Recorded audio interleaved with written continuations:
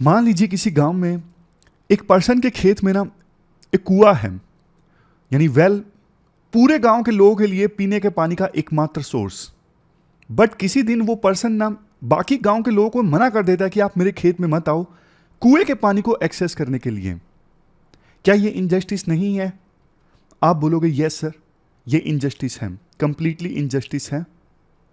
लेकिन अब आप एक ग्लोबल लेवल पे एग्जांपल समझिए। वर्ल्ड में कुछ देश ऐसे हैं जो ऑयल प्रोड्यूसिंग हैं, जैसे सऊदी अरेबिया, रशिया। इन्होंने हाल ही में एक डिसीजन लिया जो अक्सर ये लेते हैं कि ऑयल की प्रोडक्शन को कम करेंगे। सऊदी अरेबिया कहता है कि हम 10 लाख बैरल ऑयल की प्रोडक्शन एक दिन में कम कर देंगे, और यही रशिया का कहना है कि हम 3 बैरल कम प्रोड्यूस करेंगे एक दिन में। इससे होगा क्या? इंटरनेशनल मार्केट में ऑयल कम अवेलेबल रहेगा। ऑयल कम अवेलेबल रहेगा तो ऑयल के जो दाम है वो बढ़ जाएंगे। मुनाफा किसको होगा? इन्हीं ऑयल प्रोड्यूसिंग कंट्रीज को। जब 1973 में ऑयल प्रोड्यूसिंग कंट्रीज ने ऐसा किया था ना, इजराइल के साथ वार हुआ था और ऑयल देने पे मना कर दिया था, 1973 में ऑयल क्राइसिस पैदा हो गए थे, तो उसके बाद एक ग्रुप का निर्माण हुआ था G7। तो आप बताइए क्या ये इनजस्टिस नहीं है? जब देखो वर्ल्ड में फूड ग्रेन की कमी हुई और इंडिया ने वीट या फिर राइस के एक्सपोर्ट पर बैन लगा दिया, तो वेस्टर्न कंट्रीज बोलने लगे कि इंडिया गलत कर रहा है, इससे तो वर्ल्ड के गरीब देशों को फूड ग्रेन अवेलेबल नहीं होगा। तो इंडिया का अपने देश के लोगों के लिए फूड ग्रेन सिक्योरिटी इंश्योर करने के लिए एक्सपोर्ट पर बैन लगाना गलत कहा जाता है। तो ये ऑयल प्रोड्यूसिंग कंट्रीज का ऑयल की प्रोडक्शन को कम करना कैसे सही हो सकता है? आप अपनी राय दीजिए इस इशू पे। ऑयल प्रोड्यूसिंग कंट्रीज के पास में ऑयल है जिसके बेस पे वो अपनी मनमानी करते हैं, अपनी मर्जी चलाते हैं। क्या ये इनजस्टिस नहीं है? उसी प्रकार से जिस प्रकार से गांव का वो पर्सन जो दूसरे गांव के लोगों को अपना खेत में मौजूद पीने के पानी का जो कुआं है उसे एक्सेस करने से रोक देता है। आप अपनी राय बताइए। डेट है आज की 7 सितंबर। आज काफ़ी इंपॉर्टेंट आर्टिकल्स हम डिस्कस करेंगे। सबसे पहले मराठा रिजर्वेशन से संबंधित आर्टिकल हम डिस्कस करेंगे। उसके बाद आर्टिकल हम डिस्कस करेंगे दूसरे नंबर पे मल्टीलेटरलिज्म वीक हो रहा है, खास करके कोल्ड वार खत्म होने के बाद। और सबसे लास्ट में इंडिया और भारत दोनों के नाम की क्या इंप्लीकेशंस है। कल थोड़ा सा हमने डिस्कस किया था, आज डिटेल से आर्टिकल है। चलिए डिस्कशन स्टार्ट करते हैं। आज की डिस्कशन का first important article Maratha reservation से संबंधित है, और आप देखो जीएस पेपर सेकंड के इस टॉपिक से आर्टिकल को रिलेट कर सकते हो। मराठा रिजर्वेशन के इशू पर ना अभी महाराष्ट्र में वायलेंस देखने को मिल रहा है, तो बेसिक्स के साथ हम ये आर्टिकल डिस्कस करना स्टार्ट करते हैं। देखो महाराष्ट्र में मराठा कम्युनिटी है ना, टोटल महाराष्ट्र की पॉपुलेशन का ऑलमोस्ट 32-33% है, और महाराष्ट्र में मराठास के लिए रिजर्वेशन की जो मांग है ना 1980 से ही चली आ रही है। मराठास में बहुत सारी कास्ट आती हैं। महाराष्ट्र में वो लोग जो मराठी बोलते हैं सारे के सारे मराठास नहीं है, लेकिन हाँ मोस्टली मराठास मराठी बोलते हैं। अब जैसे महाराष्ट्र के अभी डिप्टी सीएम हैं फडणवीस, वो तो ब्राह्मण हैं, वो भी मराठी बोलते हैं। तो ये मत समझिएगा कि महाराष्ट्र में हर मराठी बोलने वाला शख्स जो है वो मराठा है। हिस्टोरिकली देखो मराठास को आइडेंटिफाई किया गया है एज ए वॉरियर कास्ट। जैसे देखो सिखों को वॉरियर कास्ट आइडेंटिफाई किया गया है, वैसे ही ऐतिहासिक रूप से मराठास को वॉरियर कास्ट के तौर पे आइडेंटिफाई किया गया है, जिनके पास लार्ज लैंड होल्डिंग्स हैं। लेकिन समय के अनुसार फ्रेगमेंटेशन हो गया लैंड होल्डिंग्स का, वो अब ये आएगा आगे, जो कि एक मेन रीजन है बार बार रिजर्वेशन की मांग उठने का, लैंड फ्रेगमेंटेशन। अभी फिलहाल बैकग्राउंड ही डिस्कस करिए। देखो जब से महाराष्ट्र बना है ना 1960 के बाद से ही अभी तक टोटल 20 मुख्यमंत्री हुए हैं महाराष्ट्र के, और इनमें से 12 मराठा कम्युनिटी से रहे हैं। क्योंकि देखो मराठा कम्युनिटी की जो पॉपुलेशन है ना महाराष्ट्र की टोटल पॉपुलेशन का 33% है, तो हर एक पॉलिटिकल पार्टी जो है ना इस इशू पे मराठा कम्युनिटी के लिए रिजर्वेशन के इशू पर पॉलिटिक्स करती है, ताकि मराठा कम्युनिटी को रिझाया जा सके कि देखो हमने आपके रिजर्वेशन के लिए काम किया है। नवंबर 2018 में क्या हुआ, बैकवर्ड क्लास कमीशन जिसको उस समय चेयर कर रहे थे MG गायकवाड़, इन्होंने ना सरकार को अपनी रिकमेंडेशन दी कि मराठा कम्युनिटी को रिजर्वेशन दे दिया जाए, एक अलग से एक्ट बना के, social and educationally backward class act. 16% reservation की रिकमेंडेशन की गई थी MG गायकवाड़ कमीशन के द्वारा, लेकिन मामला पहुंचा बॉम्बे हाईकोर्ट में। जून 2019 में बॉम्बे हाईकोर्ट ने यह कहा, मराठास को जो रिजर्वेशन दिया गया है वैसे तो देखो ठीक है, बट आपने 16% रिजर्वेशन दिया है 2018 के इस एक्ट के according, socially and educationally backward class act. आप 16% मत दीजिए, एजुकेशन में 12% दीजिए और जॉब्स में 13% दीजिए। महाराष्ट्र की सरकार ने कहा ठीक है, बट देखो मामला यहीं रुका नहीं। बॉम्बे हाईकोर्ट के बाद मामला पहुंचा सुप्रीम कोर्ट में। सुप्रीम कोर्ट ने मई 2021 में मराठा रिजर्वेशन को स्ट्राइक डाउन कर दिया और कहा कि ये 1992 की इंदिरा साहनी जजमेंट के अगेंस्ट है। 1992 की जो इंदिरा साहनी जजमेंट आई थी ना, ये काफी इंपॉर्टेंट है। इस जजमेंट में कहा गया था किसी कास्ट को आपको रिजर्वेशन देना है ना, पहले तो आप ये देखो वो सोशली और एजुकेशनली बैकवर्ड होनी चाहिए। चलो मान लिया Maratha community socially and educationally backward है, जो कि बोला गया गायकवाड़ कमीशन के द्वारा अपनी रिपोर्ट में, ये तो सुप्रीम कोर्ट ने मान लिया। लेकिन इंदिरा साहनी जजमेंट का दूसरा पार्ट ये था कि आप ना रिजर्वेशन को 50% से ऊपर नहीं ले जा सकते। रिजर्वेशन को 50% से ऊपर ले जा सकते हो सिर्फ एक्सेप्शनल सर्कमस्टांसिस में, बहुत ही रेयर सर्कमस्टांसिस हो तब जाके आप रिजर्वेशन को 50% से ऊपर ले जा सकते हो। क्योंकि देखो अगर आप रिजर्वेशन को 50% से ऊपर लेके जाते हो ना, तो ये आर्टिकल नंबर 14 के अगेंस्ट है जो इक्वलिटी से संबंधित है, और आर्टिकल 21 के भी अगेंस्ट है। इससे मेरिट भी प्रभावित होती है। इसलिए रिजर्वेशन को 50% से ऊपर लेके जाओ सिर्फ एक्सेप्शनल सर्कमस्टांस में, ये बोला था इंदिरा साहनी केस जजमेंट में। लेकिन अब देखो महाराष्ट्र में मराठा कम्युनिटी को जो रिजर्वेशन दिया गया था ना, एक स्पेशल एक्ट बना के, socially and educationally backward class act 2018, तो फिर इससे तो महाराष्ट्र में रिजर्वेशन 50% से ऊपर चला गया था। तो सुप्रीम कोर्ट ने बोला ये तो इंदिरा साहनी जजमेंट का उल्लंघन है, इसलिए हम इस एक्ट को स्ट्राइक डाउन कर रहे हैं, यानी मराठा कम्युनिटी को दिए हुए रिजर्वेशन को स्ट्राइक डाउन कर रहे हैं। तो सुप्रीम कोर्ट ने मराठा कम्युनिटी के लिए दिए गए रिजर्वेशन को खत्म कर दिया। इसलिए फिर से मांग खड़ी हो गई महाराष्ट्र में कि सरकार रिजर्वेशन के लिए कुछ करें। अब देखो ये जो मांग बार बार मराठा रिजर्वेशन के लिए निकल के आती है ना, इसके पीछे एक सोशल कंटेक्स्ट भी है। सोशल कंटेक्स्ट क्या है? ये मांग ना बार बार निकल के आती है इन डिस्ट्रिक्ट्स में, औरंगाबाद, जालना में ना अभी मनोज पाटिल नाम के एक पर्सन है, वो मराठा रिजर्वेशन के ना फेस बने हुए हैं। उन्होंने फास्ट किया 1 हफ्ते तक। तो इन डिस्ट्रिक्ट्स में मांग ज्यादा निकल के आती है। अब मैं आपसे एक क्वेश्चन पूछता हूं। क्वेश्चन ये है कि महाराष्ट्र के इन डिस्ट्रिक्ट्स के बारे में हमने एक आर्टिकल डिस्कस किया था। वो आर्टिकल क्या था? इसीलिए मैं रिवीजन पे फोकस करता हूं, याद रहनी चाहिए चीजें। वो आर्टिकल ये था, महाराष्ट्र के इन डिस्ट्रिक्ट्स में ना ड्रोट ज्यादा आता है, सूखा ज्यादा आता है, तो यहां से बहुत सारे जो वर्कर्स हैं ना पलायन कर जाते हैं काम करने के लिए वेस्टर्न महाराष्ट्र में। ये नीले वाला जो रीजन है जहां से वर्कर्स जाते हैं, जहां पे सूखा आता है, ये विदर्भ का रीजन है, मराठावाड़ा है, और यहां पे जहां जाते हैं ये वेस्टर्न महाराष्ट्र है। लेकिन वेस्टर्न महाराष्ट्र में काम करने के लिए जाते हैं, वहां पे वर्कर्स का एक्सप्लॉयटेशन होता है। ऐसा आर्टिकल हमने डिस्कस किया था। अब देखो राइटर ये बोलते हैं जो ये आसपास के डिस्ट्रिक्ट्स है ना, जालना, औरंगाबाद, यहां पे क्या हुआ है, आप सर्कमस्टांसिस देखिए। यहां पे इंडस्ट्रियल डेवलपमेंट नहीं आया है, इकोनॉमिक डेवलपमेंट कुछ खास नहीं आया है, बार बार यहां पे ड्रोट आता है, एग्रीकल्चर ज्यादा वायबल नहीं है पानी की कमी की वजह से। इसके अलावा over the period of time land fragment हुआ है। फ्रेगमेंट मतलब अब जैसे देखो किसी पर्सन के पास फॉर एग्जांपल महेश है, अब महेश के पास में मान लीजिए 10 एकड़ लैंड है। अब महेश के बच्चे हो गए, उनके बीच में लैंड डिवाइड हो गया, बच्चों के नाम सुरेश, नीता, बबीता, इनके बीच में लैंड डिवाइड हो गया, फिर उनके बच्चे हो गए, फिर उनके बच्चे हो गए, ये 10 एकड़ डिवाइड होता होता अब महेश के नीचे पोते या फिर पर पोते हैं, उनके पास लैंड आया 0.5 एकड़, 0.25 एकड़, मतलब लैंड फ्रेगमेंटेशन हो गया। ये सारी सर्कमस्टांसेस समझिए आप यहां इस रीजन में जहां पे रिजर्वेशन की मांग बार बार उठती है।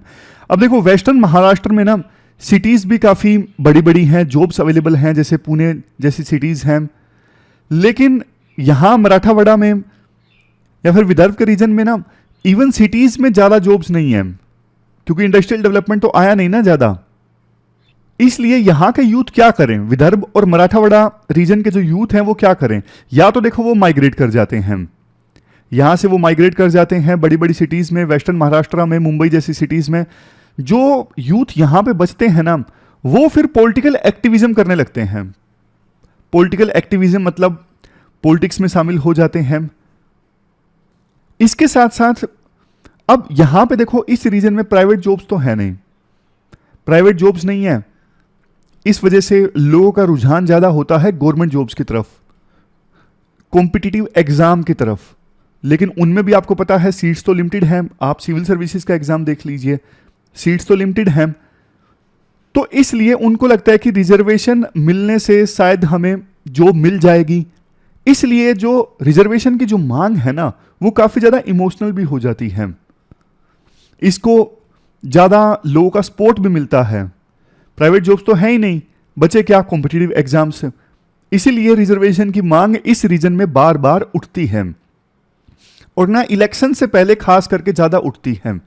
किसी भी पार्टी की सरकार हो, एक पार्टी की बात नहीं है, हमेशा अपोजिशन में जो भी होता है ना, 1980s के बाद से ही अपोजिशन में जो भी होता है, इलेक्शन से पहले रूलिंग पार्टी को कटघरे में खड़े करने की कोशिश करता है इस इशू के नाम पे। अगर बीजेपी अपोजिशन है तो बीजेपी करेगी, अगर कांग्रेस, एनसीपी ये सब ओपोजिशन में है तो फिर ये रूलिंग पार्टी को कटघरे में खड़े करते हैं। ये चला आ रहा है। इससे पहले भी 2018-19 में मराठा रिजर्वेशन का इशू इमर्ज होकर आया था इलेक्शन से पहले, अब एक बार फिर से आ गया है इलेक्शन से पहले। तो अभी देखो इस रिजर्वेशन के इशू पर ना सरकार कह रही है हम कुछ कर रहे हैं, और शरद पवार जो बहुत मेजर लीडर हैं, हम मराठा कम्युनिटी को रिजर्वेशन देने के पक्ष में हैं। अपोजिशन की तरफ से भी अलग अलग आवाजें उठ रही हैं, जैसे 50% वाली जो सीलिंग है ना ये हटा देनी चाहिए, इसे रिवाइज किया जाना चाहिए। इस रिजर्वेशन के इशू पर क्या होगा वो तो देखो पता लगेगा आगे, कैसे लीगल चैलेंज से सरकार निपटेगी। सुप्रीम कोर्ट ने जो स्ट्राइक डाउन कर दिया था इस रिजर्वेशन को।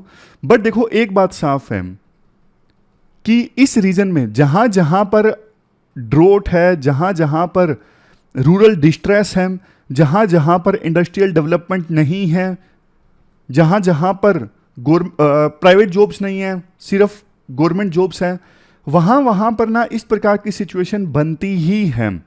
बात सिर्फ महाराष्ट्र की नहीं है, हरियाणा में भी 2016 में बहुत बड़ा जाट रिजर्वेशन को लेकर आंदोलन देखने को मिला था, आंध्र प्रदेश में भी, मतलब रीजन्स हर जगह सेम है, रूरल डिस्ट्रेस। तो ना सरकार को स्किल्स पे फोकस करना होगा, जॉब्स क्रिएशन पे फोकस करना होगा, ताकि सब गवर्नमेंट जॉब्स के पीछे ना भागे, सिर्फ गवर्नमेंट जॉब को एक सॉल्यूशन ना समझें।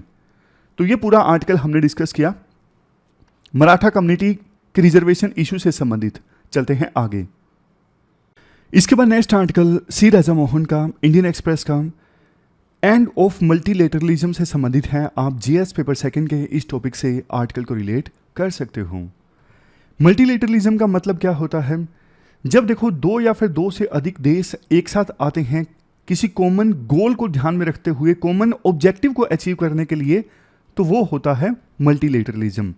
जैसे देखो यूएन है, यूएन में बहुत सारे देश शामिल हैं, मकसद बहुत सारे हैं यूएन के, मतलब गोल बहुत सारे हैं। जैसे एक सिंपल गोल है कि आने वाली जनरेशन्स को वार के प्रकोप से बचाना, इसलिए यूएन का निर्माण हुआ था और इसलिए यूएन में विभिन्न देश एकजुट हुए हैं। जैसे डब्ल्यूएचओ है, डब्ल्यूएचओ का एम क्या है, क्यों देश इसमें शामिल हुए? वर्ल्ड में हेल्थ स्टैंडर्ड्स को इंप्रूव किया जा सके, महामारियों से बचाया जा सके, इस कॉमन गोल के साथ डब्ल्यूएचओ में विभिन्न देश एकजुट हुए हैं। तो ये मल्टीलेटरलिज्म के एग्जाम्पल्स हैं। अब देखो एक सिंपल सी बात है, मल्टीलेटरलिज्म तब सफल होता है जब मेजर पावर्स ना ज्यादातर इश्यूज पर सहमत होती हैं।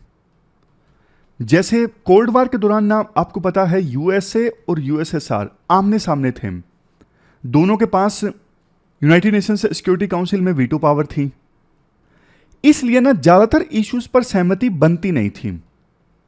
ज्यादातर इश्यूज पर सहमति नहीं बनती थी, इसलिए मल्टीलेटरलिज्म उस समय काफी वीक था। मल्टीलेटरलिज्म स्ट्रॉन्ग कब होगा? जब यूएन, डब्ल्यूएचओ ये सारी संस्थाएं स्ट्रॉन्ग होंगी, जल्दी जल्दी इश्यूज को टैकल करेंगी, इश्यूज को रिजोल्व करवाएंगी, तब हम कह सकते हैं कि मल्टीलेटरलिज्म स्ट्रॉन्ग है। बट अगर ये संस्थाएं कुछ भी नहीं कर पा रही हैं, किसी प्रॉब्लम का समाधान ही नहीं निकाल पा रही हैं, ठप हैं, एक्टिव ही नहीं है, इनएक्टिव हैं, तो हम कह सकते हैं कि मल्टीलेटरलिज्म वीक है। तो कोल्ड वार के दौरान ऐसा ही था, उस समय मल्टीलेटरलिज्म वीक था क्योंकि यूएसए और यूएसएसआर दोनों एक मुद्दे पे सहमत होते ही नहीं थे। लेकिन उसके बाद ना डिसइंटीग्रेशन हो गया यूएसएसआर का। तो यूएसएसआर के डिसइंटीग्रेशन के बाद बड़ी बड़ी बातें बोलनी जाने लगी कि अब एक न्यू वर्ल्ड ऑर्डर आया है। अमेरिका के उस समय के राष्ट्रपति ने यह स्पीच दी थी, न्यू वर्ल्ड ऑर्डर, एक ऐसा वर्ल्ड ऑर्डर जिसमें सभी देश मिलकर चलेंगे और ग्लोबल प्रॉब्लम्स का समाधान करवाएंगे। उस समय इराक ने कुवैत के ऊपर वार किया था ना, तो यूएन में रेजोल्यूशन पास हुआ था इस मुद्दे पर कि कैसे भी करके इराक को रोकना है। बाद में सेना भेजी गई थी और इस मुद्दे पर ना रशिया ने यूएसए के रेजोल्यूशन का समर्थन किया था, सपोर्ट किया था। ये रेयरेस्ट अपॉर्चुनिटी थी कि जब यूएसए और रशिया जैसे देश एक मुद्दे पर सहमत हों। रेयरली बाद में ऐसा देखने को मिला। हालांकि देखो 90s में उस समय ना चाइना इतना स्ट्रांग नहीं था और चाइना एक प्रकार से यूएसए का दोस्त ही था। तो इन रीजंस के कारण ना यूएसए का कोई विरोध करने वाला था नहीं यूएन में, दूसरी मल्टीलेटरलिज्म की संस्थाओं में। तो वो गोल्डन एज था मल्टीलेटरलिज्म के लिए 90s का। बट देखो धीरे धीरे क्या हुआ, धीरे धीरे चाइना स्ट्रोंग होता गया। चाइना ने अपने आप को एसर्ट करना स्टार्ट कर दिया।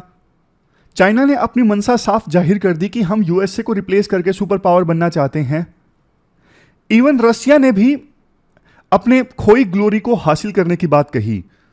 पुतिन जब राष्ट्रपति बने, धीरे धीरे पुतिन इस प्रकार की बातें करते गए कि यूएसएसआर के डिसइंटीग्रेशन के बाद तो हम यूएसए के चेले बन के रह गए, यूएसए ने हमें नीचा दिखाया, यूएसए हमारे आसपास के देशों में नाटो का एक्सपेंशन कर रहा है, उनको नाटो में शामिल कर रहा है। तो पुतिन ने कहा कि मैं यूएसएसआर के समय जो हमारी ग्लोरी थी ना उसको फिर से हासिल करूंगा। 2014 में रशिया ने क्रीमिया को हड़प लिया, क्रीमिया पर कब्जा कर लिया जो पहले यूक्रेन का हिस्सा हुआ करता था। तो रशिया ने अभी अपनी मंशा साफ जाहिर कर दी कि हम यूएसए के चेले बन के नहीं रहेंगे, हम सम्मान चाहते हैं, हमें चाहिए फुल इज्जत। और उससे भी ज्यादा रशिया और चाइना के बीच में जबरदस्त दोस्ती देखने को मिल गई, जहां चाइना अपने आप को असर्ट कर रहा था। जिनपिंग जब राष्ट्रपति बने उसके बाद से ही चाइना एग्रेसिव हो गया बहुत ज्यादा। चाइना एक्सपेंशनिज्म की पॉलिसी अपनाने लगा। इंडिया समेत जो चाइना के आस पड़ोस के देश है ना, उनके साथ चाइना के जो डिस्प्यूट्स हैं वो और ज्यादा गहरे हो गए। और दूसरी तरफ रशिया ने भी अपनी खोई ग्लोरी हासिल करने की बात कही, वेस्ट को चैलेंज करने की बात रशिया ने कही। तो दोनों एकजुट हो गए, रशिया प्लस चाइना, और दोनों का दुश्मन वेस्ट। तो ये वो मूवमेंट था कि मल्टीलेटरलिज्म फिर से वीक हो गया। फिर से यूएन में या फिर दूसरी संस्थाओं में कोई भी इशू आता तो सहमति नहीं बन पाती। यूएसए के एलाय कंट्रीज एक तरफ, रशिया चाइना दूसरी तरफ। मल्टीलेटरलिज्म फिर से वीक हो गया, जबरदस्त वीक हो गया। और राइटर कहते हैं अभी इसी का एक एग्जाम्पल है। ना तो देखो चाइना के राष्ट्रपति जिनपिंग G20 का समिट अटेंड करने के लिए आ रहे हैं, ना ही पुतिन आ रहे हैं। और आपको बताऊं एक चीज, मल्टीलेटरलिज्म वीक है, इसी का एग्जाम्पल है कि इतनी सारी संस्थाएं बन गई हैं इंडो पैसिफिक रीजन में। जैसे देखो क्वाड है जिसमें 4 देश हैं, जापान, ऑस्ट्रेलिया, इंडिया, यूएस। या फिर ओकस है, ओकस में 3 देश हैं, ऑस्ट्रेलिया, यूके और यूएसए। इवन नॉर्थ जो एशिया है ना, नॉर्थ ईस्ट एशिया, वहां पर भी यूएसए और जापान, साउथ कोरिया, इनका अलायंस देखने को मिल रहा है। तो ये सारे जो छोटे छोटे ग्रुप्स बने हुए हैं ना चाइना के अगेंस्ट, ये भी एक एग्जाम्पल है जो दिखाते हैं कि हाँ देखो मल्टीलेटरलिज्म अभी काफी वीक है, यूएन जैसी संस्थाएं काफी ज्यादा वीक हैं ग्लोबल लेवल पे। बात करें स्पेसिफिकली इंडिया की, इंडिया तो देखो हमेशा से विश्वास तो मल्टीलेटरलिज्म में करता है, बट इंडिया ना अब ग्राउंड रियलिटी से वाकिफ है। पहले इंडिया को लगता था 90s में कि चाइना की जो ग्रोथ हो रही है ना उससे हमें भी फायदा होगा, म्यूचुअल बेनिफिट होगा, लेकिन ऐसा हुआ नहीं। चाइना ने तो अपने आप को ज़्यादा ही असर्ट करना स्टार्ट कर दिया। चाइना पूरे वर्ल्ड का पावर हाउस बन गया, मैन्युफैक्चरिंग हब बन गया, लेकिन चाइना ने इसका गलत इस्तेमाल किया। ट्रेड ज़्यादा होता है चाइना का दूसरे देशों के साथ, चाइना ने ट्रेड को एज ए वेपन के तौर पे इस्तेमाल करना स्टार्ट कर दिया। इसी वजह से जापान, यूएसए जैसे जो देश थे ना, उन्होंने डिसाइड किया हम चाइना से डीप कपल करते हैं, चाइना के ऊपर कोई भी डिपेंडेंसी है उसे खत्म करते हैं, क्योंकि चाइना की मनसा साफ नहीं है। आगे जाके चाइना हमें वो चीज देना बंद कर देगा जो अभी हम चाइना से इंपोर्ट कर रहे हैं। युद्ध की सिचुएशन में चाइना हमें ब्लैकमेल करेगा कि हम आपको ये चीज नहीं देंगे। उससे अच्छा ये है कि अभी से हम चाइना के ऊपर हमारी डिपेंडेंसी है उसे खत्म कर देते हैं। इंडिया को भी ये चीज समझ में आ गई कि अब चाइना वो वाला चाइना नहीं है जो हम सोचते थे कि म्यूचुअल बेनिफिट होगा चाइना की ग्रोथ से। चाइना ने अपनी इंटेंशंस क्लियर कर दी है कि चाइना सुपर पावर बनना चाहता है। तो इस वजह से इंडिया जो पहले न्यूट्रल खेला करता था, इंडिया ने भी ज्यादा इंक्लिनेशन जाहिर कर दी चाइना के विरोध वाले ग्रुप्स में। फॉर एग्जांपल क्वेड है, यूएसए है, इनकी तरफ इंडिया ज्यादा इंक्लाइंड हो गया, क्योंकि इंडिया को यह समझ में आ गया अगर वर्ल्ड ऑर्डर यूएसए डोमिनेटेड है वही ज्यादा अच्छा है इससे कि चाइना पूरे वर्ल्ड में डोमिनेट करे, क्योंकि चाइना के साथ हमारा बॉर्डर डिस्प्यूट है। तो चाइना से ज्यादा अच्छा तो यूएस डोमिनेटेड वर्ल्ड ऑर्डर हो वही अच्छा है। पहले इंडिया मना करता था, पहले इंडिया बोलता था यूएस डोमिनेटेड वर्ल्ड ऑर्डर नहीं होना चाहिए, मतलब ऐसा नहीं होना चाहिए कि यूएस से एक बड़ी पावर और यूएस से अपनी मनमानी करे सभी मल्टीलेटरलिज्म वाली संस्थाओं में। फॉर एग्जांपल यूएन में इंडिया कहता था मल्टीपोलर वर्ल्ड ऑर्डर होना चाहिए, इसलिए इंडिया ने ब्रिक्स के निर्माण में शामिल होने की बात कही थी कि हम ब्रिक्स में शामिल इसलिए हो रहे हैं क्योंकि ब्रिक्स मल्टीपोलर वर्ल्ड ऑर्डर बनाना चाहता है जिसमें कई सारी पावर्स हों। बट बाद में समझ में आ गया इंडिया को कि मल्टीपोलर वर्ल्ड ऑर्डर नहीं बनने का, बल्कि अब लड़ाई जो है चाइना और यूएसए के बीच में है। चाइना एकमात्र यूनिपोलर वर्ल्ड ऑर्डर स्टैब्लिश करना चाहता है अपनी अध्यक्षता में। तो इंडिया ने सोचा चाइना से अच्छा तो यार फिर यूएसए ही है, इसलिए इंडिया यूएस की तरफ इंक्लाइंड हो गया। लेकिन देखो कुछ भी हो, एक बात साफ है, जब तक ये पावर पॉलिटिक्स रहेगी ना पूरे वर्ल्ड में, दो ग्रुप्स रहेंगे, अभी जैसे यूएसए एक तरफ है, चाइना प्लस रशिया दूसरी तरफ है, जब तक ये डिवीजन रहेगी ना मेजर पावर्स के बीच में, तब तक मल्टीलेटरलिज्म सफल नहीं हो सकता। और अभी ना डिवीजन है, वर्ल्ड जबरदस्त डिवाइडेड है, इसलिए जो ये मल्टीलेटरलिज्म है अभी सफल नहीं हो सकता। यूएन जैसी संस्थाओं के सफल होने का अभी सवाल ही नहीं पैदा होता। तो ये पूरा आर्टिकल हमने डिस्कस किया सी राजा मोहन का। चलते हैं आगे। इसके बाद नेक्स्ट आर्टिकल काफी इंटरेस्टिंग है, आप जीएस पेपर सेकंड के इस टॉपिक से आर्टिकल को रिलेट कर सकते हो, कंटेक्स्ट से आप वाकिफ हो। ऐसी चर्चाएं चल रही हैं, स्पेकुलेशन चल रही हैं हमारे देश के नाम में बदलाव को लेके। देखो कल थोड़ा सा हमने डिस्कस किया था, लेकिन आज थोड़ा डिटेल से डिस्कस करते हैं नाम को लेके क्या इंप्लीकेशंस हैं। जब देखो देश आज़ाद हुआ था ना, ब्रिटिशर्स ने पावर इंडिया को सौंपी इंडियन इंडिपेंडेंस एक्ट 1947 के तहत। इस एक्ट में दो डोमिनियन बनाए गए, एक इंडिया और दूसरा पाकिस्तान। बाकी जो प्रिंसली स्टेट्स थे ना, जो रजवाड़े थे, उनको बोला गया कि अब आप आज़ाद हो, हम आपको रिलीज करते हैं, लेकिन उनको सलाह दी गई कि आप इंडिया या पाकिस्तान दोनों में से किसी एक को चूज कर लीजिए। और 15 अगस्त 1947 से पहले ज़्यादातर प्रिंसली स्टेट्स ने या तो इंडिया या पाकिस्तान को चूज कर लिया। बट उस समय ना एक कंट्रोवर्सी पैदा हो गई। कंट्रोवर्सी ये थी, पाकिस्तान का ये कहना था कि देखो ब्रिटिशर्स भारत को छोड़ के गए हैं तो दो देशों का निर्माण होना चाहिए, एक तो पाकिस्तान का हो गया, लेकिन दूसरे देश को या तो हिंदुस्तान कहा जाए या फिर भारत कहा जाए। दूसरे देश को इंडिया क्यों कहा जा रहा है? बल्कि मोहम्मद अली जिन्ना को इस बात से घोर आपत्ति थी कि इंडिया वर्ल्ड क्यों दिया जा रहा है हमारे देश को, इस बात से आपत्ति थी। क्यों आपत्ति थी? देखो, इंडिया ये नाम किस लिए चाहता था आपको समझ में आ जाएगा पाकिस्तान को क्यों आपत्ति थी। आजादी से पहले इंडिया पाकिस्तान एकजुट थे और इस पूरे इंडियन सब कॉन्टिनेंट को ना ब्रिटिश इंडिया के नाम से जाना जाता था। British India. जो भी मेंबरशिप आजादी से पहले हमारे देश ने ली, जैसे यूएन की या फिर दूसरी संस्थाओं की, वो ब्रिटिश इंडिया के नाम से थी। समझ गए? मतलब इंटरनेशनल ऑर्गेनाइजेशंस में जो भी मेंबरशिप थी ना, वो ब्रिटिश इंडिया के नाम से थी। अब पावर ट्रांसफर हो गई 1947 के एक्ट के थ्रू। तो पावर ट्रांसफर होने के बाद में ना ये हुआ कि जो पहले का ब्रिटिश इंडिया था ना, वो बना इंडिया।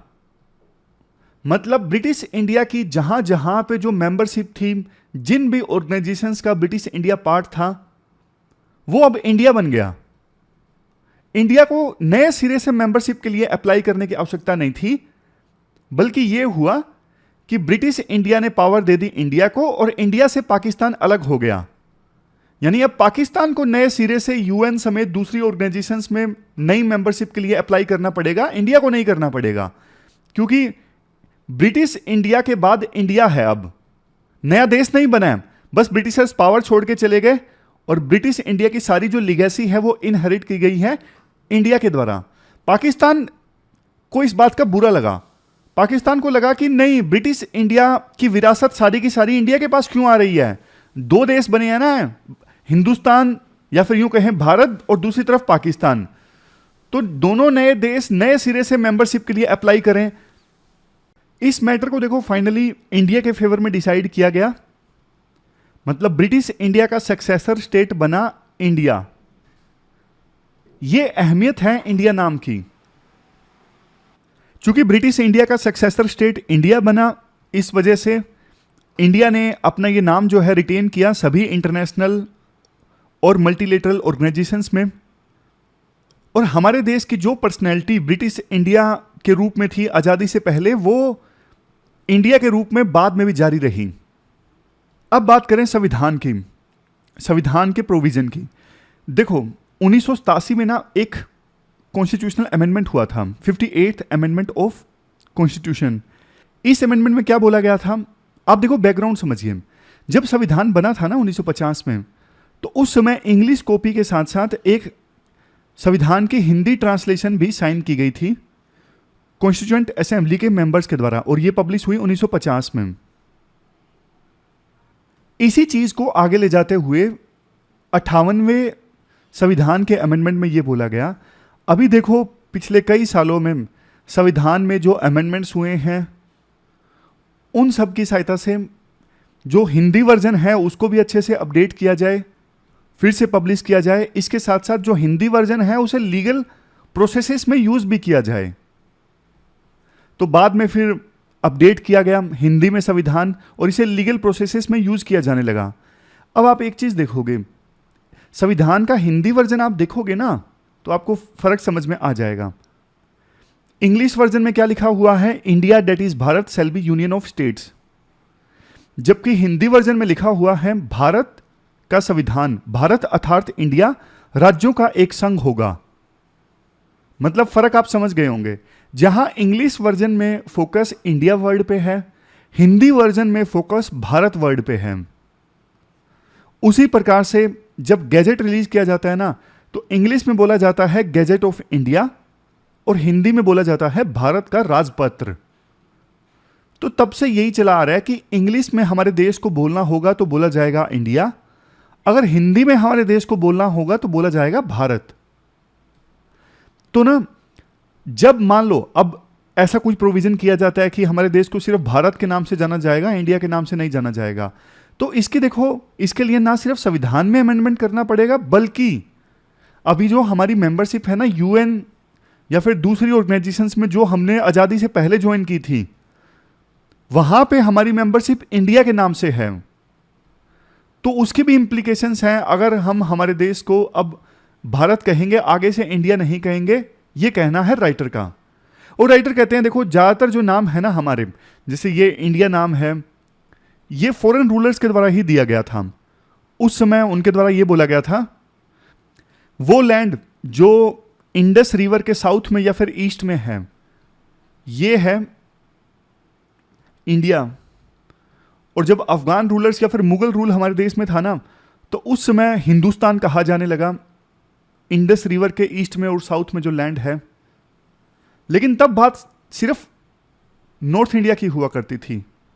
लेकिन बाद में जब ब्रिटिशर्स हमारे देश में आए तो उन्होंने पूरे सब कॉन्टिनेंट को इंडिया कहना स्टार्ट कर दिया। लेकिन ना ब्रिटिशर्स इस पूरे जो लैंड था ना, इसको सिर्फ एक ज्योग्राफिकल एंटिटी मानते थे और बोलते थे कि इस पूरे लैंड के लोगों के बीच में आपस में कोई समानता नहीं है, ये सिर्फ एक ज्योग्राफी है, ज्योग्राफिकल एंटिटी है, इससे ज़्यादा और कुछ नहीं। लेकिन इंडिया रहने सा आया, लोग जागरूक हुए, हमारे लीडर्स ने ये बोलना स्टार्ट किया कि इंडिया जो है एक सब कॉन्टिनेंट नहीं है, सिर्फ एक ज्योग्राफिकल मास नहीं है, बल्कि यहाँ के लोगों के बीच में एक कॉमन आइडेंटिटी है, वो है एक सिविलाइजेशनल टच। हमारी सिविलाइजेशन काफ़ी पुरानी है, सदियों से हम एक साथ रहते आए हैं और सनातन धर्म की सिविलाइजेशन जो है यहाँ के लोगों को एक सूत्र में बांधती है। ये हमारे लीडर्स ने उस समय बातें बोली ताकि दिखाया जा सके कि इंडिया एक नेशन है और यहाँ के जो लोग हैं आपस में जुड़े हुए हैं सिविलाइजेशन के थ्रू। समझ गए?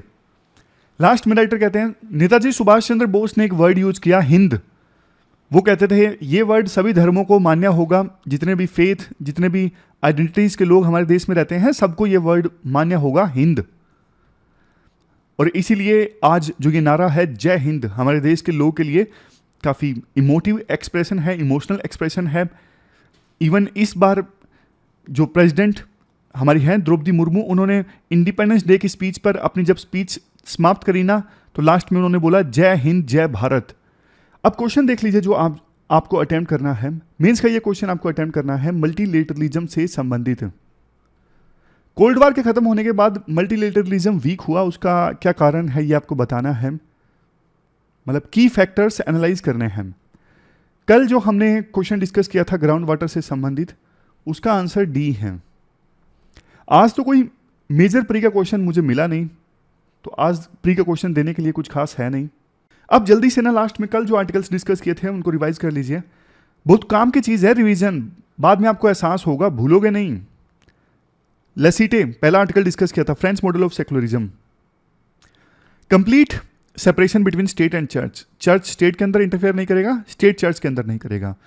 फ्रांस और इंडिया के मॉडल के बीच में काफ़ी सिमिलरिटीज़ हैं, जैसे फ्रीडम ऑफ रिलीजन दोनों देशों में है, इक्वालिटी बिफोर लॉ दोनों देशों में है, स्टेट न्यूट्रल रहेगा, किसी एक धर्म को प्रमोट नहीं करेगा, रिलीजियस माइनॉरिटीज़ को प्रोटेक्ट किया जाएगा, सेकुलर एजुकेशन प्रोवाइड की जाएगी ना कि religious education, freedom of expression है दोनों देशों में। इंडिया में हालांकि एक्सेप्शंस हैं और फ्रांस में ये फ्रीडम ऑफ एक्सप्रेशन का अधिकार ज़्यादा स्ट्रोंग है।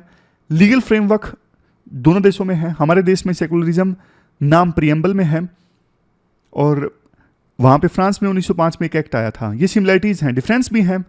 हमारे देश में जहाँ सर्वधर्म संभाव की बात होती है वहाँ पे लेसिटे है। रिलीजियस सिंबल्स हमारे देश में अलाउड है, जैसे सिख जो है ना सिर्फ पगड़ी पहन सकते हैं, उनको हेलमेट पहनने की आवश्यकता नहीं है। फ्रांस में रिलीजियस सिंबल्स अलाउड नहीं है। स्टेट फंडिंग अलग अलग धर्मों को अलाउड है, इंडिया में पैसा देते हैं सरकार अलग अलग धर्मों को, फ्रांस में अलाउड नहीं है। रिलीजियस पर्सनल लॉज हमारे देश में अलग अलग है, मुस्लिम्स के लिए अलग से लॉज है। यूनिफॉर्म सिविल कोड नहीं है, वहाँ पे यूनिफॉर्म सिविल कोड है, सबके लिए सेम कानून है। स्टेट न्यूट्रलिटी हमारे देश में देखो अलग अलग मौकों पे ना स्टेट इंटरफेयर कर देता है, लेकिन वहाँ पे स्ट्रिक्ट नो इंटरफेरेंस है। चैलेंजेस क्या है फ्रांस के मॉडल के साथ? Right to freedom of religion, मतलब लोगों को लगता है वहाँ पे हमारे धर्म पे वार हो रहा है और इस कंसेप्ट को ना वेपन के तौर पे इस्तेमाल करते हैं कुछ पॉलिटिकल लीडर्स। डेमोग्राफी चेंज हो रही है, वहाँ पे मुस्लिम्स की संख्या काफ़ी बढ़ गई है, तो अब इस प्रिंसिपल को इम्प्लीमेंट करना डिफिकल्ट हो रहा है। स्टेसी कमीशन ने कहा था ये रिलीजियस सिंबल्स अलाउड नहीं होने चाहिए। रेडिकलाइजेशन वहाँ पे बढ़ रहा है इसकी वजह से। लर्निंग्स इंडिया से क्या सीखा जा सकता है? Tolerance, inclusivity, recognition of religious diversity, dialogue engagement, अलग अलग धर्मों के साथ माइनॉरिटी राइट्स को प्रोटेक्ट करना, कल्चरल इवेंट्स को स्टेट सपोर्ट करे, सेकुलरिज्म और रिलीजियस फ्रीडम के बीच में बैलेंस इस्टेब्लिश करें। ग्राउंड वाटर से संबंधित आर्टिकल हमने डिस्कस किया, ग्राउंड वाटर काफ़ी कम हो रहा है और चैलेंजेस क्या हैं ग्राउंड वाटर एक्सट्रैक्शन में? अर्बन ग्रोथ काफ़ी ज़्यादा हुई है, डिमांड बढ़ गई है, ओवर एक्सप्लोटेशन हो रहा है, अर्बनाइजेशन साइकिल डिस्टर्ब कर देता है, वाटर रिचार्ज नहीं हो पाता, पॉपुलेशन रिलेटेड कंसर्न्स हैं, रेन वाटर की हार्वेस्टिंग उतनी हो नहीं रही है। स्टेप्स किया लिए गए हैं, 2017 में बिल आया था, ये मिनिस्ट्रीज़ को इंटीग्रेट कर दिया गया है। Indian easement act 1882 land owners को पहले अनलिमिटेड पावर देता था कि आपके ज़मीन में आप कितना भी कर सकते हो, लेकिन अब वो नहीं है। ये कुछ दूसरे इनिशिएटिव्स हैं। Integrated water resource management, water sensitive urban planning, blue green infrastructure, agriculture policy review, इन सबको अपनाने की आवश्यकता है। अब आगे देखिए ब्लैक सी ग्रेन डील। देखो यूक्रेन के पोर्ट से जो शिप्स जाते हैं ना फूड ग्रेन वाले, उनको सेफ पैसेज देने के लिए डील थी, लेकिन रशिया ने अपने हाथ पीछे खींच लिए इसी साल इस डील से, क्योंकि रशिया कहना था हम तो एग्रीकल्चर एक्सपोर्ट कर नहीं पा रहे हैं क्योंकि आपने दूसरे सैंक्शंस लगाए हुए हैं हमारे ऊपर पेमेंट संबंधित, तो हम कर ही नहीं पा रहे हैं।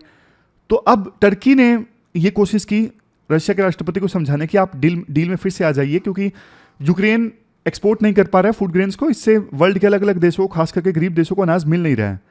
जबकि पुतिन का कहना है कि यूक्रेन इस डील के थ्रू जो अपने शिप्स भेज रहा है ना वो अमीर देशों को भेज रहा है।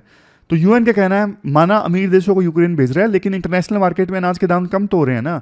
तो रशिया कहना है जब तक आप हमें इजाजत नहीं दोगे हम एग्रीकल्चर एक्सपोर्ट कर सके तब तक हम इस डील में वापस नहीं आएंगे।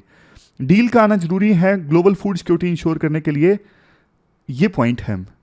तो ये थी हमारी आज की डिस्कशन। फिलहाल इस डिस्कशन में इतना ही है। Thank you very much for discussion.